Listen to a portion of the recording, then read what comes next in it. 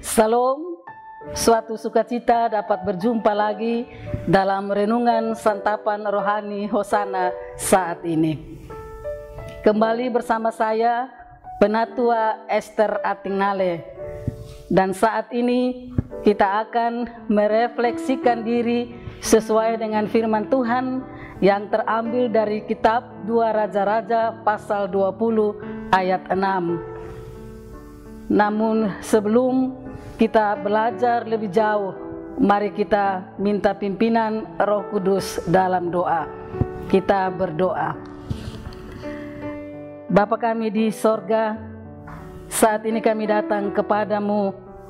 Kami mengucap syukur untuk kesempatan hidup yang masih Tuhan anugerahkan bagi kami.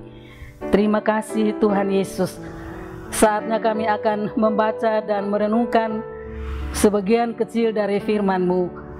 Kami mohon ya Tuhan, berkati kami dengan kuasa dan hikmat-Mu. Di dalam nama Tuhan Yesus kami berdoa. Amin. Kekasih-kekasih Tuhan, beginilah bunyi firman Tuhan dari 2 Raja-Raja 20 ayat 6. Aku akan memperpanjang hidupmu 15 tahun lagi, dan aku akan melepaskan engkau dan kota ini dari tangan Raja Asyur. Aku akan memagari kota ini oleh karena aku dan oleh karena Daud hambaku. Demikianlah sabda Tuhan. Kekasih semua yang dikasihi dan diberkati Tuhan, renungan firman Tuhan saat ini dibawa tema hidup ini adalah kesempatan. Kita semua pasti tahu lagu hidup ini adalah kesempatan. Lagu ini begitu populer sehingga dari anak-anak sampai orang tua hafal betul syair lagu ini. Tidak heran banyak di antara kita yang menjadikan lagu ini sebagai nyanyian kesukaan. Kekasih semua, syair lagu ini mau menyatakan kepada kita bahwa kesempatan hidup di dunia ini hanya satu kali saja. Dalam firman Tuhan yang kita baca tadi, menceritakan tentang Raja Hizkia yang mengalami sakit sampai hampir mati.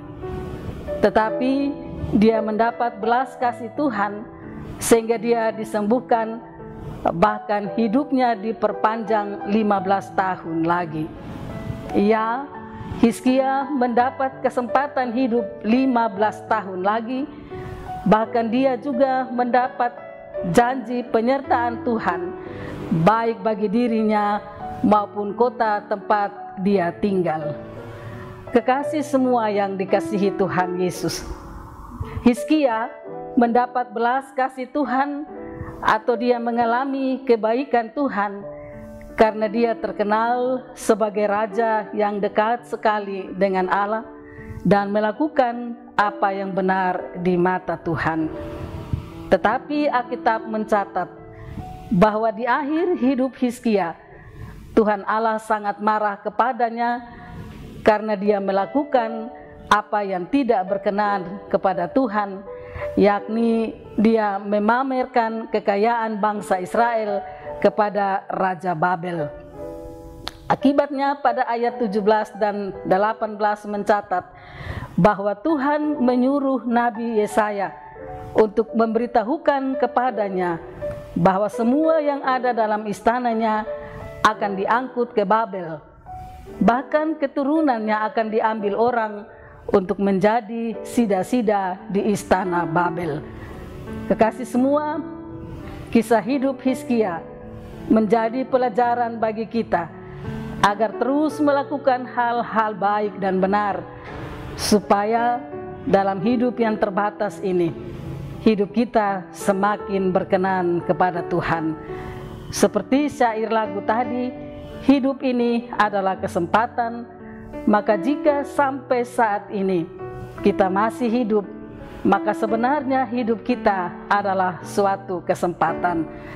Tinggal bagaimana kita mensyukuri dan memaknai kesempatan yang masih diberikan oleh Tuhan.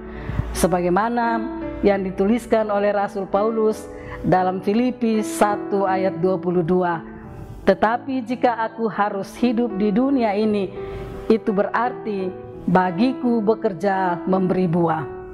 Karena itu, kekasih Tuhan, dalam kesempatan hidup yang masih Tuhan beri, baiklah kita melakukan hal-hal yang baik dan benar, supaya mendatangkan hormat dan kemuliaan bagi nama Tuhan.